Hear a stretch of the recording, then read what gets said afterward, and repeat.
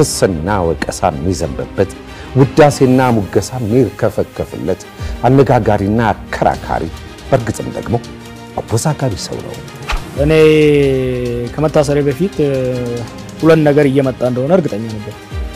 ወይ ገደላለሁ ወይ ታሰራለሁ። ሰውየውን ፍለጋ የጀመርኩት ከወራት በፊት ነበር። በቅርብ ያውቁታል፣ ቤተኛ ናቸው፣ ወዳጆቹ ናቸው ወደሚባሉ ሰዎች ተዋወልኩ። ነገር ግን ያንዳቸው ሙከራ አልተሳካልኝም።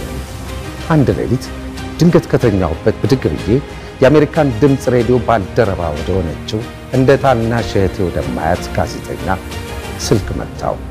እገሌን ፈልጌ ነበር አልኳት። በቀጥታ አድራሻውን ታውቂዋለሽ? ከደቂቃዎች በኋላ ስልክ ቁጥር ተሰደደችልኝ። ዛሬ ተሳካልኝ። ናይሮቢ ኬንያ ላይ ያገኘሁት። ባለፉት 10 ዓመታት በኢትዮጵያ የፖለቲካ ሂደት ውስጥ ግንባር ቀደም ከሚባሉት የሀገራችን ፖለቲከኞች መሃል አንዱ ሆነው ይጠቀሳል። አድናቂና ነቃፊዎቹ መሳ ለመሳ ናቸው።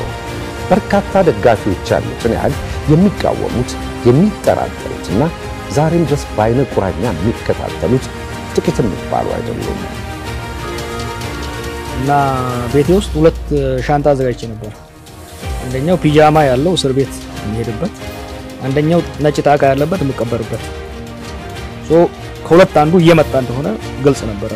ጃዋር መሐመድ ስለ ትናንቱ እናወሳለን፣ ስለ ዛሬው እናነሳለን፣ ስለ ነገው እንወያያለን።